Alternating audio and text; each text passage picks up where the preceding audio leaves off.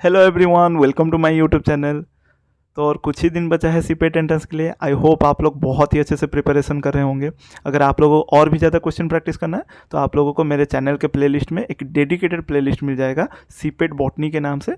आप चाहो तो वो प्लेलिस्ट को चेक कर सकते हो। वहाँ पे आप लोगों को ढेर सारे क्वेश्चन मिल जाएंगे बॉटनी एंट्रेंस के रिलेटेड, डिफरेंट डिफरेंट यूनिवर्सिटीज़ के क्वेश्चन, और साथ में बहुत सारे इंपॉर्टेंट क्वेश्चन भी मिल जाएंगे। उसके आंसर्स प्लस उसके एक्सप्लेनेशन सभी के सभी वहाँ पर आप लोगों को मिल जाएंगे। तो वो प्लेलिस्ट को जरूर चेक कीजिएगा। साथ में आप लोगों को प्रीवियस के जो भी सीपेट बॉटनी के एंट्रेंस एग्जाम हुए हैं उसके भी क्वेश्चन पेपर, साथ में उसके आंसर प्लस एक्सप्लेनेशन सब कुछ मिल जाएगा। तो प्लेलिस्ट आप लोग जरूर चेक कीजिएगा। उसका लिंक मैं यहाँ पे आई बटन पे या फिर वीडियो के डिस्क्रिप्शन में दे दूंगा, ठीक है।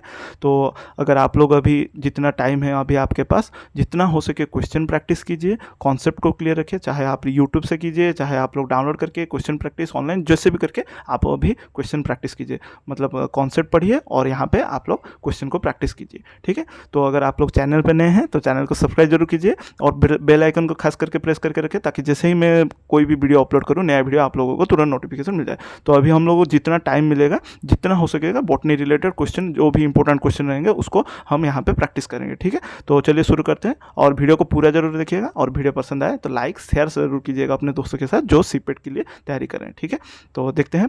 पहला क्वेश्चन है कि इजी क्वेश्चन से शुरू करते हैं। Theory of continental drift was propounded by Stoker, Lawrence, Wegener, Campbell. तो जो थ्योरी ऑफ कॉन्टिनेंटल ड्रिफ्ट किसने प्रोपाउंड किया था वो थे वेगनर, ठीक है। उसके बाद the phenomenon of double fertilization और triple fusion is the characteristic of. तो जो double fertilization and triple fusion, और ट्रिपल फ्यूजन ये और नहीं होगा, एंड होगा, ठीक है। क्योंकि दो बार फर्टिलाइजेशन होता है किसमें, आप लोगों को जिम्नोस्पर्म, एंजियोस्पर्म, टेरिडोफाइट्स, ब्रायोफाइट्स, ये सिर्फ और सिर्फ एंजियोस्पर्म में देखने को मिलता है। तो एंजियोस्पर्म में आप लोगों को दो तरह का फर्टिलाइजेशन देखने को मिलता है। एक होता है सिनगैमी और दूसरा होता है आप लोगों का ये वाला ट्रिपल फ्यूजन, ठीक है। Syngamy and triple fusion. अच्छा, सिनगैमी में क्या है, सिनगैमी में मेल गैमेट आप लोगों को मालूम होना चाहिए। मैं फटाफट से बोल दे रहा हूँ। जो प्लांट होते हैं वो दो गैमेट बनाते हैं, दो मेल गैमेट। तो एक मेल गैमेट क्या करता है, एक के साथ फ्यूज होता है, तो जिसको हम सिनगैमी कहते हैं, ठीक है। सिन मतलब फ्यूजन, गैमस मीन्स मैरिज और फ्यूजन, ठीक है। ट्रिपल फ्यूजन में क्या होता है, ट्रिपल फ्यूजन दूसरा जो मेल गैमेट है, दूसरा मेल गैमेट मैं 2 लिख दे रहा हूँ, वो जाके फ्यूज होता है आप लोगों का 3N, यानी एंडोस्पर्म 3N बोल रहा हूँ, ये आप लोगों का 2N होगा, ठीक है। पोलर न्यूक्लियस जिसको सेकेंडरी न्यूक्लियस भी कहते हैं, उसके साथ फ्यूज होकर आपका एंडोस्पर्म बनाता है, ठीक है। जो कि एंजियोस्पर्म में सिर्फ और सिर्फ पाया जाता है, यूनिक टू एंजियोस्पर्म, ठीक है। याद रखिएगा, डबल फर्टिलाइजेशन और ट्रिपल फ्यूजन आपका एंजियोस्पर्म में देखने को मिलता है। उसके बाद a place of collection of dried plant specimen is, ये तो आप लोग जानते हैं, आप लोग बीएससी वगैरह में किए होंगे। ड्राइड प्लांट स्पेसिमेन को हम कहाँ पे कलेक्ट करके रखते हैं, बॉटनिकल गार्डन, हर्बारियम, आर्बोरेटम या फिर ऑल ऑफ द अबव। आप सभी जानते हैं ड्राइड कहाँ पे किया जाता है, हर्बारियम में, क्योंकि बॉटनिकल गार्डन में लिविंग प्लांट स्पेसिमेन होते हैं, आर्बोरेटम में ट्री वगैरह होते हैं, ठीक है, वो भी लिविंग होते हैं। लेकिन हर्बारियम में एक लौता जो पेपर सीट है, वहाँ पे हम लोग ड्राइड प्लांट स्पेसिस को रखते हैं, ठीक है। उसके बाद next question, cocos nucifera belongs to the family. Cocos nucifera है आप लोगों का कोकोनट, ठीक है। कोकोनट का साइंटिफिक नेम है कोकस न्यूसिफेरा। ये कौन से फैमिली को बिलोंग करता है, अरेकासी, फाबासी, अनाकार्डियासी, मिटासी, ये बिलोंग करता है अरेकासी को, ठीक है। उसके बाद a newly collected specimen which is used as a substitute when the original type material is missing in a herbarium is designated as। तो एक न्यूली जो कलेक्टेड स्पेसिमेन है, कोई भी प्लांट स्पेसिमेन है, उसको एक सब्सटीट्यूट की तरह यूज किया जाता है जब ओरिजिनल टाइप मटेरियल मिस हो। हर्बारियम में original material, original specimen miss हो, तब एक न्यूली कलेक्टेड स्पेसिमेन को यूज किया जाता है सब्सट्रेट के तौर पे, यानी उसको नोमेनक्लेचरल टाइप के लिए यूज किया जाता है। तो उससे हम क्या कहते हैं, डेजिग्नेट कौन से टर्म में डेजिग्नेट करते हैं, होलोटाइप, लेक्टोटाइप, नियोटाइप, सिनटाइप, उसे हम कहते हैं नियोटाइप, ठीक है। होलोटाइप क्या होता है, होलोटाइप में जो ऑथर होते हैं वो जो पहले जो स्पेसिमेन को कलेक्ट करके जो वो नोमेनक्लेचरल टाइप के नोमेनक्लेचर के लिए यूज करते हैं, उसको हम होलोटाइप कहते हैं। और आपका नियो टाइप में क्या होता है, यहाँ पे आप लोगों का ओरिजिनल टाइप मिसिंग होता है और आप लोगों का कोई भी एक स्पेसिमेन लिया जाता है न्यूली कलेक्ट करके, उसको नोमेनक्लेचरल टाइप के लिए यूज किया जाता है, ठीक है। उसको हम नियो टाइप कहते हैं। उसके बाद the exine of pollen grain comprises of, ये आप लोगों को +2 वगैरह में मिल जाएगा। ये क्वेश्चन आप लोग पढ़े होंगे।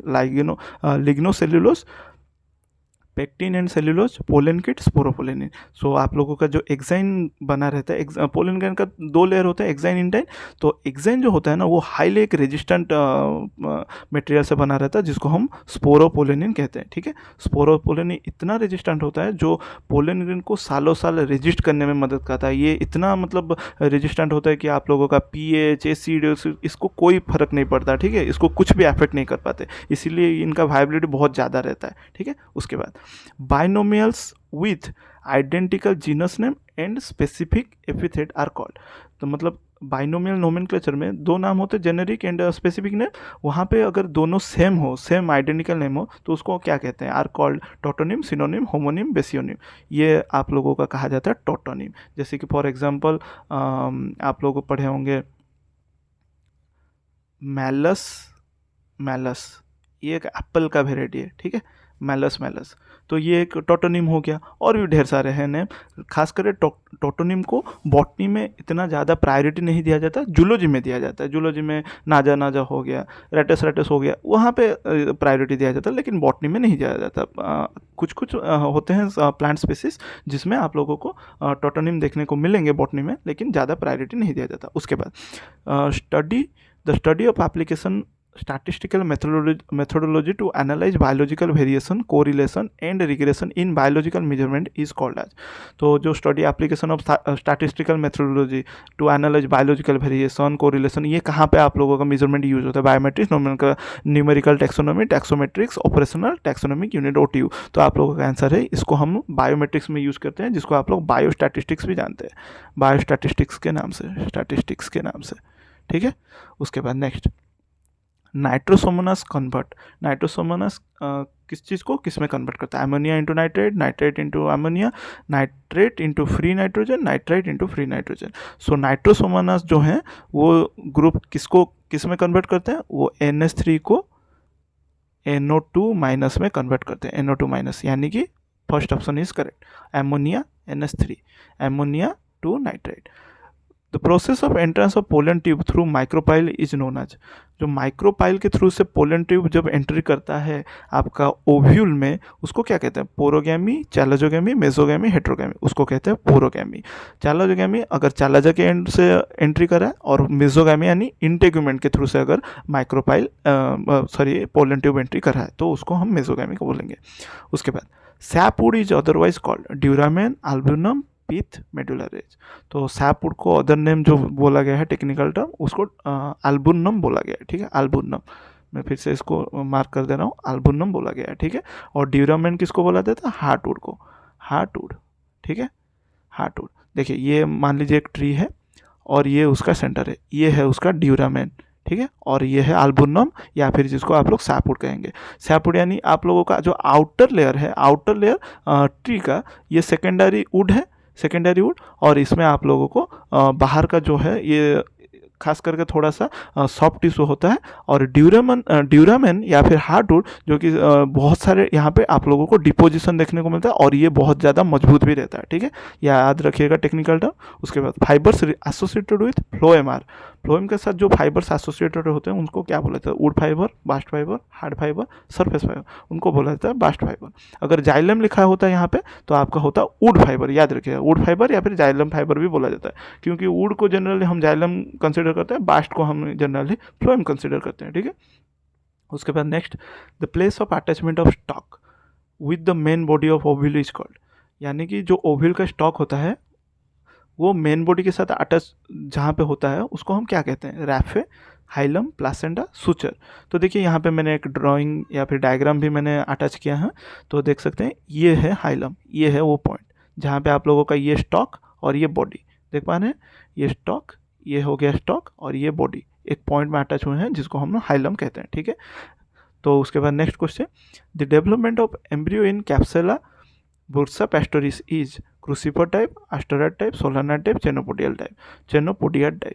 तो इसका जो राइट आंसर है वो है क्रूसिफर टाइप, जो कि आप लोगों को कैप्सुला बुर्सा पेस्टोरिस में देखने को मिलता है, ठीक है, एम्ब्रियो डेवलपमेंट। उसके बाद in the gymnosperm the endosperm is, gymnosperm में एंडोस्पर्म किस तरह होता है, हैप्लॉइड होता है, डिप्लॉइड होता है, ट्रिप्लॉइड होता है या फिर टेट्राप्लॉइड। बहुत ही ईजी है, हैप्लॉइड होता है, क्योंकि जिम्नोस्पर्म एक लोता ग्रुप है जहाँ पे आप लोगों का एंडोस्पर्म बनता है बिफोर फर्टिलाइजेशन, याद रखिएगा। बाकी एंजियोस्पर्म में आफ्टर फर्टिलाइजेशन बनता है, इसलिए वो एंजियोस्पर्म में ट्रिप्लॉइड होता है, मैंने जो कि शुरुआती फेज में 3N लिखा था, ट्रिपल फ्यूजन में बताया हूँ।